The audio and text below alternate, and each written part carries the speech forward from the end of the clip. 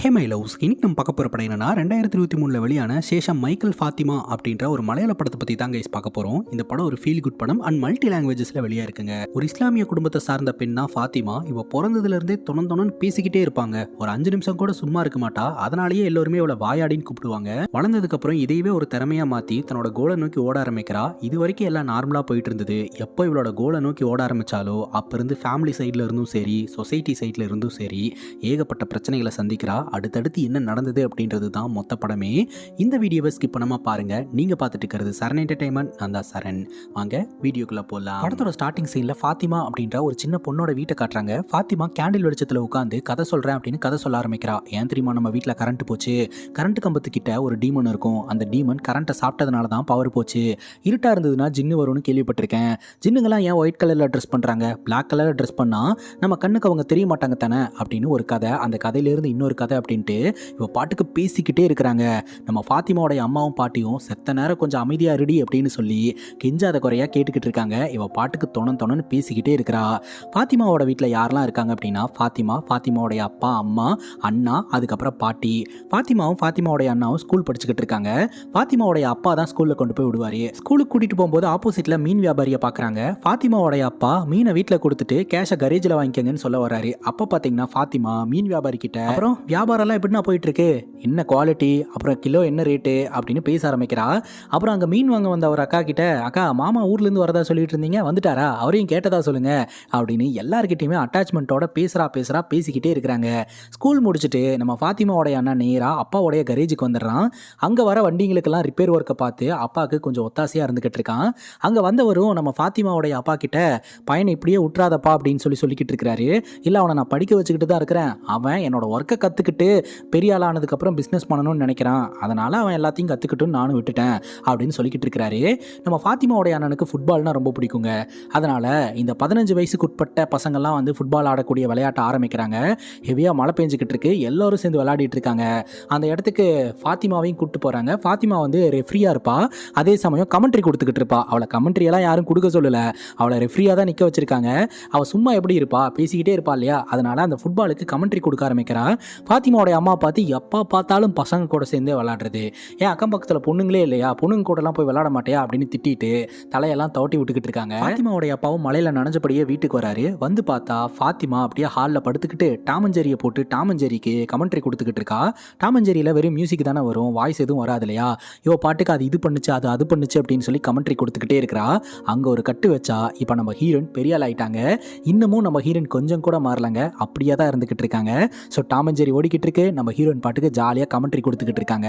ஒரு 5 நிமிஷம் சும்மா இருக்காளான்னு பாரு, சும்மா பேசிக்கிட்டே இருக்கா அப்படின்ற மாதிரி தான் வீட்டில் இருக்கிறவங்க பார்த்துக்கிட்டு இருக்காங்க. இப்போ ஹீரோனுடைய அண்ணன் வேலை விஷயமா வெளியே போயிட்டு ரொம்ப டென்ஷனோட வீட்டுக்குள்ளே என்ட்ரு ஆகிறான். அந்த நேரம் பார்த்து ஃபாத்திமா தன்னுடைய ஃப்ரெண்டோட லவ் மேட்டரா ஃபோனில் டிஸ்கஸ் பண்ணிட்டு இருக்காங்க.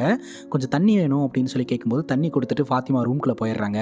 இப்போ ஃபாத்திமாவோடைய அம்மா அப்பா கிட்ட அண்ணங்காரன் எக்ஸ்பிளைன் பண்ணிக்கிட்டு இருக்கான். 35 லட்சம் ரூபாய் லோன் வந்து அப்ளை பண்ணியிருக்கேன், இன்னும் சாங்ஷன் ஆகலை, பட் கிடைச்சிரும் அப்படின்ற நம்பிக்கை இருக்குது அப்படின்னு சொல்ல, 35 லட்சம் ரூபாயா, என்னடா சொல்கிற, வீட்டையும் கரேஜையும் விற்றா கூட அவ்வளோ அமௌண்ட்லாம் வராது அப்படின்ற மாதிரி சொல்ல, ஏப்பா அப்படி நெகட்டிவாக பேசுகிறீங்க அப்படின்னு ஃபாத்திமா இன்வால்வ் ஆகி, அண்ணன் ஏதோ ஒன்று பண்ணணும்னு ஆசைப்பட்றான், பண்ணட்டும், கண்டிப்பாக அதில் வெற்றி காணுவான் அப்படின்னு ஃபாத்திமா பார்த்தீங்கன்னா ஃபாத்திமாவோடைய அண்ணனுக்கு பயங்கரமாக சப்போர்ட்டிவாக இருந்துகிட்டு இருக்காங்க, மோட்டிவேட் பண்ணிகிட்டே இருக்காங்க. ஃபாத்திமாவோடைய அண்ணன் கேட்குறான், இப்படியெல்லாம் நீ வந்து சப்போர்ட் பண்ண மாட்டியே, என்ன விஷயம் அப்படின்னு கேட்க, நீ எப்படியும் பிஸ்னஸை தொடங்கிடுவ, ஒரு காஃபி ஷாப்போ கரேஜோ ஆரம்பிக்கும் போது நீ வந்து என் பேரில் ஆரம்பிக்கிறியா, ஃபாத்திமா கரேஜ் இல்லை ஃபாத்திமா காஃபி ஷாப் அப்படின்னு சொல்ல, அப்படியெல்லாம் நான் ஒன்றும் வைக்க மாட்டேன், வாயாடின்னு தான் வைப்பேன் அப்படின்னு அண்ணனும் கலாய்ச்சிக்கிட்டு இருக்கான்.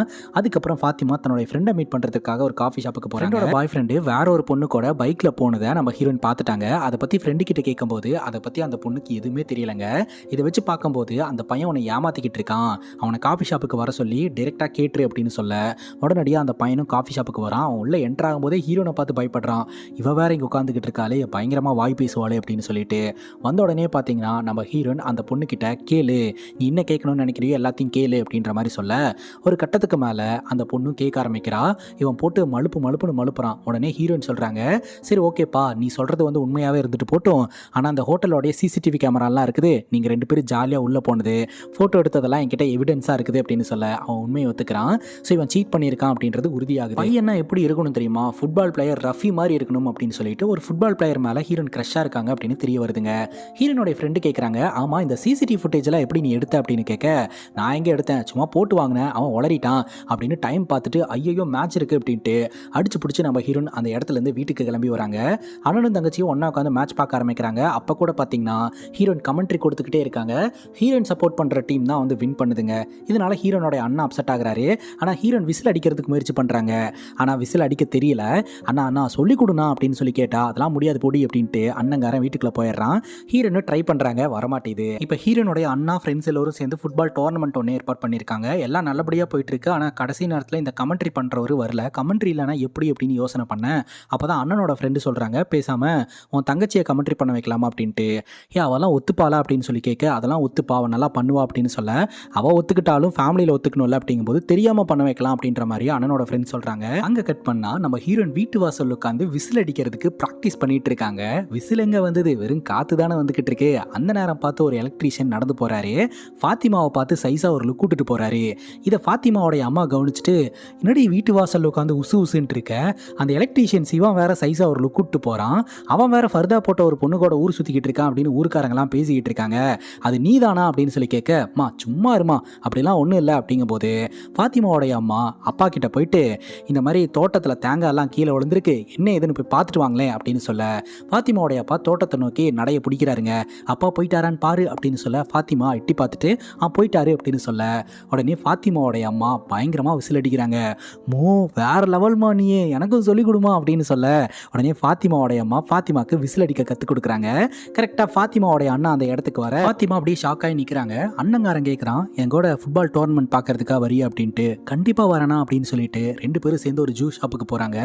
என்ன நீ இன்னைக்கு நான் கேட்டதெல்லாம் வாங்கி தர, பாசமாக பார்த்துக்கிற, என்ன விஷயம், என் ஃப்ரெண்டு யாராவது ரூட்டு போடுறியா அப்படின்னு சொல்லி கேட்க, அச்சா அப்படியெல்லாம் ஒன்றும் கிடையாது, நாங்கள் நடத்துகிற டோர்னமெண்ட்டில் கமெண்டேட்டர் வரல, ஸோ நீ கமெண்ட்ரி வாசிக்கிறியா அப்படிங்கும்போது அதெல்லாம் எப்படி நான் செட் ஆகும் அப்படின்னு சொல்லி கேட்க, அதெல்லாம் நான் பார்த்துக்கிறேன், நீ வா. அது மட்டும் இல்லாமல் ஒரு ஃபேமஸான ரைட்டரும் ஒரு ஃபுட்பால் பிளேயரும் சீஃப் கெஸ்ட்டாக வரப்போகிறாங்க அப்படிங்கும்போது, அப்போ அந்த ஃபுட்பால் பிளேயர் கூட நான் ஒரு செல்ஃபி எடுத்துக்கலாமா அப்படிங்கும்போது, ஒன்று என்ன 10 எடுத்துப்பியாமா, நான் இருக்கேன் வா அப்படின்னு சொல்ல, உடனடியாக ஹீரோன்னு பார்த்தீங்கன்னா அந்த ஒரு ஃபுட்பால் டோர்னமெண்ட்டில் கலந்துக்கிறாங்க. ஸோ அந்த இடத்துல முறையாக வந்து கமெண்ட்ரி வாசிக்க போகிறாங்க. கையில் மைக்கு பிடிக்கும் போதே அவங்களுக்கு ஒரு மாதிரி நர்வஸாக இருக்குது. ஹீரோயின் கிட்ட நம்ம ஹீரோனுடைய அண்ணா சொல்லிடுறாரு, ஃபஸ்ட்டு ஃபார்முலா பேசு, அதுக்கப்புறம் எப்போதும் நீ பேசுகிற மாதிரி இஷ்டத்துக்கு பேசு அப்படின்னு சொல்ல, உடனடியாக நம்ம ஹீரோயின் ஃபார்முலா ஆரம்பிக்கிறாங்க. அந்த ஸ்பான்சர்ஷிப் எல்லாம் வந்து எக்ஸ்பிளைன் பண்ணுறாங்க. மேட்ச் ஆரம்பித்த உடனே இவங்க பாட்டுக்கு ஜாலியாக ஃபன்னியாக வந்து கமெண்ட்ரியெல்லாம் வாசிக்கிறத பார்த்து ஆடியன்ஸ் எல்லாம் பயங்கரமாக ரெஸ்பான்ஸ் பண்ணுறாங்க. எல்லோருடைய கண் பார்வையுமே ஹீரோயின் பக்கம் திரும்புதுங்க. அது மட்டும் இல்லாமல் இந்த டோர்னமெண்ட் மூலமாக ஹீரோயின் நல்லா ஃபேமஸ் ஆயிடுறாங்க. இந்த ஃபங்க்ஷனுக்கு வந்த சீஃப் கெஸ்டான ரைட்டர் ஹீரோனுக்கு கூப்பிட்டு பாராட்டுறாரு.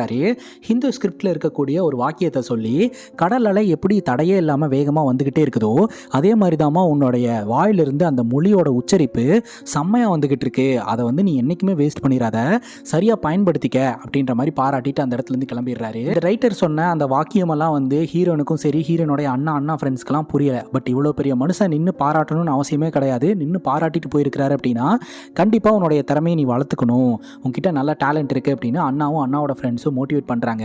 ஹீரோயின் அப்படியே வானத்தில் பறந்துக்கிட்டு இருக்கிறாங்க. ஸோ பயங்கரமாக கொண்டாடிக்கிட்டு இருக்காங்க. அடுத்தடுத்து டோர்னமெண்ட்லலாம் இவங்க வந்து கமெண்ட்ரி கொடுக்க ஆரம்பிக்கிறாங்க. இவ்வளோ நாள் நம்ம ஹீரோனை எல்லோருமே வாயாடி அப்படின்னு சொல்லி கலாய்ச்சிக்கிட்டு இருந்தாங்க. இப்போ தான் நம்ம ஹீரோனுக்கே புரிய வருது, இதுவும் ஒரு டேலண்ட் தான், இந்த டேலண்ட் எல்லோருக்கும்லாம் இருந்துராது அப்படின்ட்டு. ஸோ ஹீரோனுடைய அந்த வாய்ஸுக்காகவே சில பேர் டோர்னமெண்ட்டுக்கெலாம் வர ஆரம்பிக்கிறாங்க. ஹீரோனும் ஃபேமஸ் ஆகுறாங்க, அந்த டோர்னமெண்ட்டும் ஃபேமஸ் ஆகுதுங்க. இப்போ ஹீரோனுடைய அண்ணா ஃப்ரெண்டு, நீ அனௌன்ஸ்மெண்ட் கொடுக்கறதுக்காக வரணும் அப்படின்னு சொல்லி கேட்குறாரு. இல்லை நான் கமெண்ட்ரிக்கு மட்டும்தான் வருவேன், அனௌன்ஸ்மெண்ட்டுக்குலாம் வரமாட்டேன் அப்படின்ற மாதிரி ஹீரோன் சொல்லிடுறாங்க. நீ வந்தால் நல்லாயிருக்கும் அப்படின்ற மாதிரி ரிக்வஸ்ட் பண்ணி கேட்குறாரு. அதனால் ஹீரோன் சரி வரேன் அப்படின்ற மாதிரி சொல்லிட்டு ஜீப்பில் உட்காந்துட்டு அப்படியே மைக்கில் ஜாலியாக அனௌன்ஸ்மெண்ட் கொடுத்துட்டே வந்துட்டு இருக்காங்க. இந்த டேட்டில் இந்த டைமில் ஃபுட்பால் டோர்னமெண்ட் நடக்க போது எல்லோருமே கலந்துக்கங்க அப்படின்ட்டு. இதனால் அந்த டோர்னமெண்ட்டும் ஃபேமஸ் ஆகுது, ஹீரோனும் ஃபேமஸ் ஆகுறாங்க. இப்போ ஹீரோயின் ஃபேமிலியோட ஒரு கல்யாண ஃபங்க்ஷனில் கலந்துக்கிறாங்க. அப்படி கலந்துக்கும் போது பார்த்தீங்கன்னா அந்த ஃபங்க்ஷனில் இருக்கக்கூடிய பல பேர் ஹீரோயின் கிட்ட வந்து செல்ஃபி எடுத்துக்கிட்டு இருக்காங்க. ஏன்னா ஹீரோயின் தான் ஃபேமஸ் ஆகிட்டாங்க இல்லையா. அந்த ஃபங்க்ஷனுக்கு வந்த பூமர் அங்கிள் நோட் பண்ணுறாருங்க. இந்த பூமர் அங்கிள் நம்ம ஹீரோனுடைய குடும்பத்துக்கு ரொம்ப வேண்டியப்பட்டவர். அவர் பார்த்தீங்கன்னா ஹீரோனுடைய அப்பாவை கூப்பிட்டு வச்சு, இந்த மாதிரி உன் பொண்ணு என்ன பண்ணிட்டு இருக்கான்னு பாரு, காலகாலத்தில் அவளுக்கு கல்யாணம் பண்ணி வைக்கிறது தான் கரெக்டு. ஸோ பசங்களுக்கு அடங்கி தான் பொண்ணுங்க போகணும், பசங்க எதிர்பார்த்த மாதிரி பொண்ணுங்க இருக்கணும் அப்படின்ற மாதிரி நிறைய பூமர் டாக்கை விட்டுக்கிட்டு இருக்கிறாரு. அண்ணனுடைய ஃப்ரெண்டுக்கு கோவம் வந்துடுது. அதெல்லாம் உங்கள் காலத்தோட முடிஞ்சு போச்சு, இப்போல்லாம் பசங்க பொண்ணுங்க எங்களுக்கு ஈக்குவலாக இருக்கணும்னு தான் எதிர்பார்க்குறோம், எங்களை விட மேலே இருந்தாலும் பரவாயில்லன்னு தான் எதிர்பார்க்குறோம், நீங்கள் நினைக்கிற மாதிரிலாம் நாங்கள் எதிர்பார்க்கறது கிடையாது அப்படின்ற மாதிரி அவரோட வாயை அடைச்சிடுறாங்க. எண்ட் ஆஃப் த டே நம்ம ஹீரோனுடைய அப்பா மனசுக்குள்ள ஹீரோனுக்கு கல்யாணம் பண்ணி வைக்கணும் அப்படின்ற எண்ணம் பதிஞ்சிருச்சு. மாப்பிள்ளை பார்க்கறதுக்கான ஏற்பாடு பண்ணுறாங்க. ஹீரோன் ரொம்ப ஃபீல் பண்ணுறாங்க. சின்ன வயசுலேயே நான் வக்கீல் ஆகணும்னு ஆசைப்பட்டேன், ஆனால் வக்கீல்லாம் நம்ம குடும்பத்துக்கு செட் ஆகாது அப்படின்னு சொல்லி டீச்சருக்கு படிக்க சொன்னீங்க, இப்போ அதை கூட நான் கம்ப்ளீட் பண்ணல, அதுக்குள்ளே கல்யாணம்னு ஒரு விஷயத்தில் கொண்டாந்து நிப்பாட்டுறீங்க அப்படின்னு ஃபீல் பண்ணுறாங்க.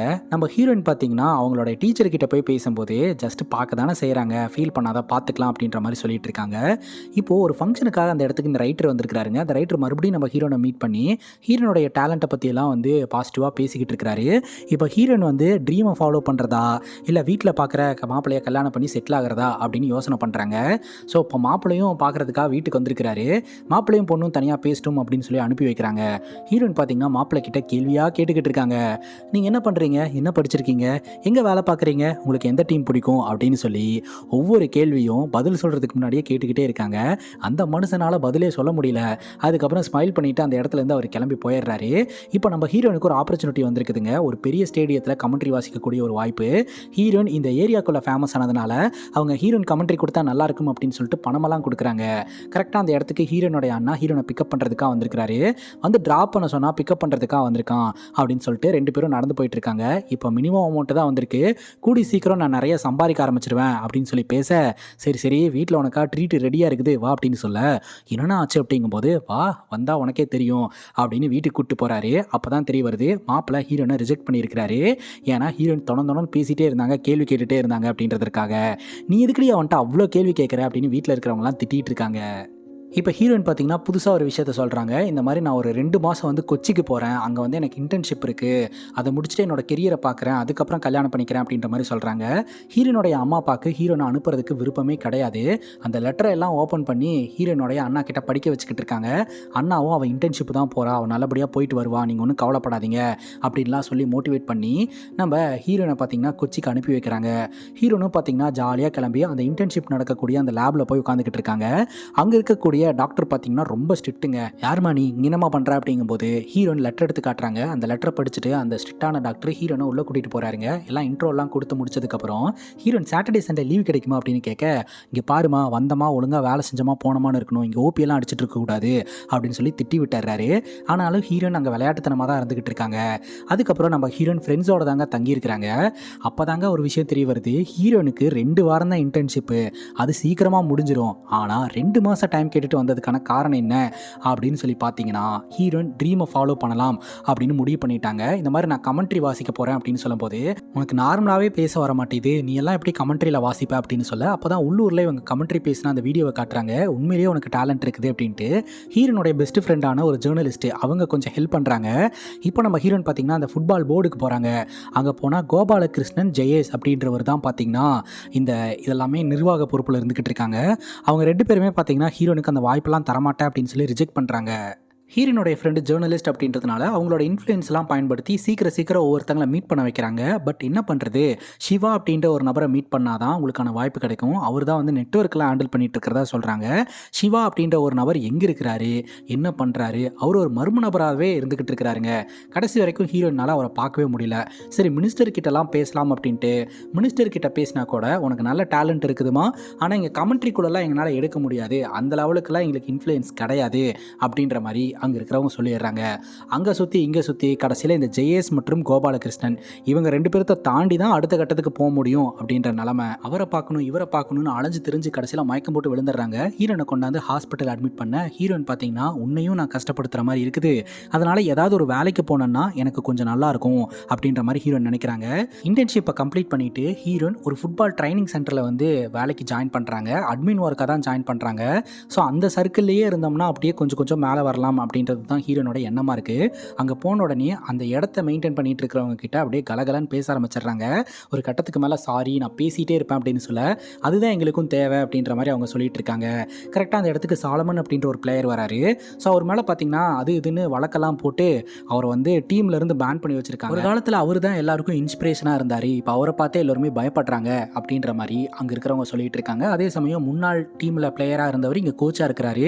அவரை பற்றி பெருசாக யாருக்குமே தெரியல, ஆனால் ஹீரோனுக்கு அவரை பற்றி எல்லாமே தெரிஞ்சிருக்கு. பரவாயில்ல, எங்களையெல்லாம் கூட நீ ஞாபகம் வச்சிருக்க அப்படின்னு சொல்லிட்டு எல்லோரு கூடயும் நம்ம ஹீரோயின் ஈஸியாக ஜெம் ஆயிடுறாங்க. அதே சமயம் சாலமன் கூடயும் நல்லா ஃப்ரெண்ட் ஆயிடுறாங்க. சாலமன் பார்த்தீங்கன்னா நம்ம ஹீரோனுக்கு ஹெல்ப் பண்ணுறேன் அப்படின்ற மாதிரி சொல்லியிருக்கிறாரு. அவருடைய ஹெல்ப்பை கேட்டுக்கிட்டு ஒரு இடத்துல கமெண்ட்ரி வாசிக்கிறதுக்காக வராங்க. அங்கே வந்தால் இந்த ஜெயேஷ் கோபாலகிருஷ்ணன் 2 பேரும் இருக்காங்க. அவங்க என்ன சொல்கிறாங்கன்னா, உனக்கு கமெண்ட்ரி எல்லாம் வாசிக்கிறதுக்கு விட மாட்டோம், வேணா ஆங்கரிங் பண்ணு அப்படின்றாங்க. ஆங்கரிங் வேறு கமெண்ட்ரி வேறு, எனக்கு என்ன வேணுமோ அதுதான் சார் வேணும், நீங்கள் கொடுக்குறதெல்லாம் வந்து என்னால் ஏற்றுக்க முடியாது, இப்படி தான் சார் எங்கள் வாழ்க்கை, சின்ன வயசில் நான் வக்கீல் ஆகணும்னு ஆசைப்பட்றேன், எங்கள் வீட்டில் டீச்சர் ஆகு அப்படின்றாங்க. இப்படி உங்களோட விருப்பத்துக்கு என்னாலாம் இருக்க முடியாது, எனக்கு என்ன வேணுமோ அதுதான் வேணும், உங்களுடைய வாய்ப்புக்கு ரொம்ப நன்றி, பெரிய வாய்ப்புக்கு ரொம்ப நன்றி அப்படின்ட்டு அந்த இடத்துலேருந்து ஹீரோயின் கிளம்பிடுறாங்க. ஸோ ஆங்கரிங் பண்ண மாட்டேன்றாங்க. வீட்டுக்கு போனதுக்கப்புறம் ஜெயேஷ் மற்றும் கோபாலகிருஷ்ணன் அப்படின்னு 2 பேர் இருந்தாங்க இல்லையா, இவங்க 2 பேர் தானே தடையாகவே இருந்துகிட்டு இருக்காங்க. இந்த கோபாலகிருஷ்ணன் கிட்ட இருந்து ஹீரோனுக்கு மெசேஜ் வந்திருக்குதுங்க. அந்த விஷயத்த நம்ம ஹீரோனோட ஃப்ரெண்டு கிட்ட சொல்ல, என்னென்ன மெசேஜ் பண்ணியிருக்கேன், ஏதாவது தப்பாக மெசேஜ் பண்ணியிருக்கானா அப்படின்னு கேட்க, இன்னும் அந்த லெவலுக்கு போல, அதுக்கு தான் அவன் ட்ரை பண்ணிக்கிட்டு இருக்கான். ஸோ கிங்கை காலி பண்ணணும்னா குயினை பிடிக்கணும் அப்படின்னு சொல்லிட்டு அவன் சொல்கிற இடத்துக்கு நான் போகிறேன் அப்படின்னு சொல்லிட்டு கோபாலகிருஷ்ணனோட ஃப்ளாட்டுக்கே போக, அவன் பார்த்தீங்கன்னா அப்படியே லைட்டாக பேசிக்கிட்டே ஹீரோன்ட்ட அத்துமீறலில் ஈடுபட ஆரம்பிக்கிறான். அப்போ ஹீரோன் டக்குன்னு ஃபோன் எடுத்து காமிக்கிறாங்க. இவ தானே உங்களுடைய பொண்ணு, உங்கள் பொண்ணும் நானும் ஃப்ரெண்டு தான். ஆக்சுவலாக உண்மையிலேயே க்ளோஸ் ஃப்ரெண்டெல்லாம் கிடையாது, என் ஃப்ரெண்டோட ஃப்ரெண்டு, அதன் மூலமாக ஃப்ரெண்ட் ஆகிட்டேன். ஆக்சுவலாக உன்னை காலி பண்ணணும் அப்படின்றதுக்காக தான் நான் ஃப்ரெண்டே ஆயிருக்கிறேன்.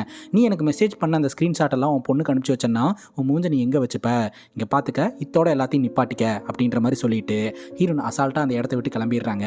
இதுக்கப்புறம் போயிட்டு சாலமன் கிட்ட இந்த விஷயத்தெல்லாம் சொல்கிறாங்க. சாலமன் பார்த்தீங்கன்னா ஒரு மிகப்பெரிய பணக்காரன் மூலமாக ஹெல்ப் வாங்கி தராரு. அவர் என்ன சொல்கிறாரு அப்படின்னா, நீ டேரெக்டாக அந்த ஃபுட்பால் போர்ட்லேயே போய் பேசுமா அப்படின்னு சொல்ல, இப்போ நம்ம ஹீரோயின் பார்த்தீங்கன்னா அந்த போர்ட் மீட்டிங் நடக்கக்கூடிய இடத்துக்கு போக, அங்கே வந்து ஜெயேஷ் தடையாக இருந்துக்கிட்டு இருக்கிறாரு. ஹீரோனை அலோடே பண்ணக்கூடாது அப்படின்னு சொல்லி பயங்கர ஈகோங்க.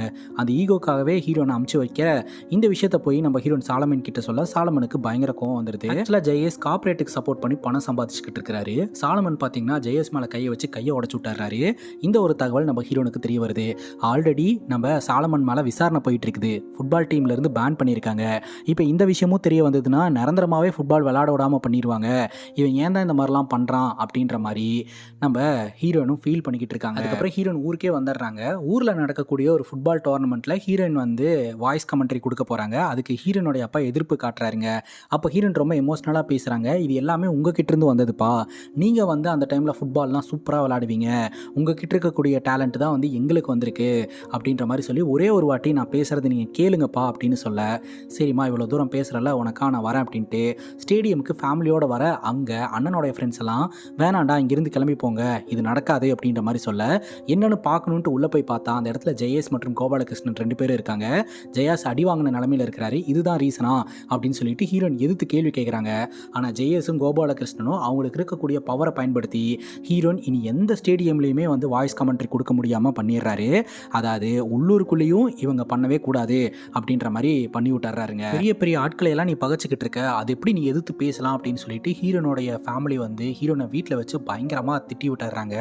ஸோ ஹீரோயினால் எதுவுமே எதிர்த்து பேசவே முடியல, மனம் முடிஞ்சு போயிருக்காங்க. அதுக்கப்புறம் இன்னும் அந்த இன்டர்ன்ஷிப்லாம் முடியல அப்படின்னு சொல்லிட்டு என்ன பண்ணுறாங்கன்னா ஊருக்கு கிளம்பி போயிடுறாங்க. மறுபடியும் முடிஞ்ச வரைக்கும் முயற்சி பண்ணலாம் அப்படின்னு சொல்லிட்டு இப்போ ஹீரோனுடைய ஃப்ரெண்டு இருக்காங்க இல்லையா, அவங்களுடைய ஃப்ரெண்டெல்லாம் வச்சு ஒரு காஃபி ஷாப்பில் மீட் பண்ணுறாங்க. அவங்களும் பார்த்திங்கன்னா நியூஸ் கம்பெனியில் தான் இருந்துக்கிட்டு இருக்கிறாங்க. அவங்கக்கிட்ட பேசும்போது யதார்த்தமாக ஹீரோன் உளறிடுறாங்க, இந்த மாதிரி சாலமன் தான் எனக்காக போய் ஜெயேஷை அடித்தார் அப்படின்ட்டு. உடனே அதை மாற்றி பேசிடுறாங்க. பட் அவங்களுக்கு ஒரு லீட் பாயிண்ட் கிடச்சிருச்சு இல்லையா, அதனால் அதை வச்சு அடுத்த நாள் நியூஸ் பேப்பரில் போட்டு விட்டுறாங்க, இந்த மாதிரி சாலமன் தான் ஜெயேஷ் அப்படின்றவரை அடிச்சிருக்கிறாரு அப்படின்ட்டு. ஆல்ரெடி சாலமனை வந்து அந்த டீமில் இருந்து கொஞ்ச நாள் பேன் பண்ணி வச்சுருக்காங்க. இப்போ இந்த விஷயமும் பார்த்திங்கன்னா நியூஸ் பேப்பரில் வரவும் எல்லோருமே நம்ம சாலமனை கேள்வி கேட்க ஆரம்பிக்கிறாங்க. சாலமன் இதுக்கு முன்னாடி டீமில் பேன் பண்ணதுக்கே தற்கொலை முயற்சி பண்ணுறதுக்காக போனான், இப்போ எங்கே போனானே தெரியல, நீ ஏன் இந்த மாதிரி பண்ண அப்படிங்கும்போது இப்படி நடக்கும்னு நான் சத்தியமாக நினச்சி கூட பார்க்கல அப்படின்ற மாதிரி ஹீரோயின் சொல்கிறாங்க. மறுபடியும் அதே மாதிரியான ஒரு விஷயம் தாங்க நடந்திருக்கு. ஹாஸ்பிட்டலில் நம்ம ஹீரோயின் சாலமனை பார்க்கறதுக்காக வந்து மன்னிப்பு கேட்டுட்டு என்னால் தான் இதெல்லாம் நடந்தது அப்படின்ற மாதிரி சொல்லி சாரி கேட்டுட்டு மோட்டிவேட் பண்ணுறாங்க. நீ எல்லாருக்கும் ஹீரோடா, எதுக்குடா இந்த மாதிரி அடிதடி பஞ்சாயத்துக்கெல்லாம் போயிட்டுருக்க, ஸோ மறுபடியும் பசங்களை எல்லாம் இன்ஸ்பயர் பண்ண வச்சுக்கிட்டு அப்படின்னு சொல்ல நம்ம சாலமனும் பார்த்தீங்கன்னா மீடியா கிட்ட நான் ரீஅப்பீல் பண்ண போகிறேன் அப்படின்ற மாதிரி சொல்கிறாரு. ஆக்சுவலாக அந்த பக்கம் ஜேஎஸ் அடி வாங்கிட்டு நான் தான் அடி வாங்கினேன் அப்படின்னு சொல்லிட்டு அவர்லாம் சொல்ல கிடையாது, ஏன்னா சொன்னால் அசிங்கமாயிரும் அப்படின்னு சொல்லிட்டு அவர் அதை மறுக்கிறாரு. அதனால் அது சாலமனுக்கு பாசிட்டிவாக அமைஞ்சிருது. மறுபடியும் கோபாலகிருஷ்ணன் மற்றும் ஜெயேஷ் எங்களை மீறி நீ எப்படி மேலே வந்துடுவேன்னு பார்த்துடலாம் அப்படின்னு எதிர்த்து தான் நின்றுட்டுருக்காங்க. அப்பவும் சாலமனுக்கு கோவம் வருது. ஹீரோயின் பக்கத்தில் இருந்து அமைதியாக இரு அப்படின்னு சொல்லிட்டு சமாதானப்படுத்திட்டு எல்லாத்தையும் விட்டுறலாம் அப்படின்னு சொல்லிட்டு அமைதியாக சைலண்ட்டாக போயிடுறாங்க. என் ஃப்ரெண்டு ஜேர்னலிஸ்ட்டாக இருக்காங்க இல்லையா, அவங்க ஒரு ஸ்கூல் ஃபங்க்ஷனுக்கு வர சொல்லியிருக்காங்க. அந்த இடத்துக்கு போகும்போது அங்கே இருக்கக்கூடிய மாணவர்கள்லாம் வந்து ஸ்டேஜ் பர்ஃபார்மன்ஸ் கம்ப்ளீட் பண்ணதுக்கப்புறம் டாம் அண்ட் ஜெர்ரியை ப்ளே பண்ண விட்டு இப்போது இங்கே வந்து ஒருத்தங்க வாய்ஸ் கமெண்ட்ரி கொடுக்க போகிறாங்க அப்படின்னு ஹீரோனை கமெண்ட்ரி கொடுக்க வைக்க குழந்தைங்களுக்கு ஏற்ற மாதிரி ஹீரோயின் ஃபன்னாக வந்து அந்த டிஸ்பிளேயில் வர விஷுவலுக்கு ஏற்ற மாதிரி கமெண்ட்ரி கொடுத்துட்ருக்காங்க. அங்கே இருக்கக்கூடிய குழந்தைங்கள்லாம் ஜாலியாக என்ஜாய் பண்ணி அதை பார்த்துக்கிட்டு இருக்காங்க. ஒன்ஸ் அந்த கமெண்ட்ரி முடிஞ்சதுக்கப்புறம் குழந்தைங்கள்லாம் ஸ்டேஜ் ஏறி ஹீரோனை பாராட்டிகிட்டு இருக்காங்க, கிஸ் பண்ணுறாங்க. அதே சமயம் ஹீரோயின் கையில் ஒரு பொண்ணு சாக்லேட் கொடுத்துட்டு அந்த இடத்துலேருந்து நகர்ந்து போகிறா.